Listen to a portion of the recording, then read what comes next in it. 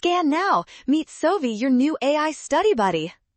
Finding a buffer with a pH between 7 and 8 is easy. Let's solve this chemistry problem fast.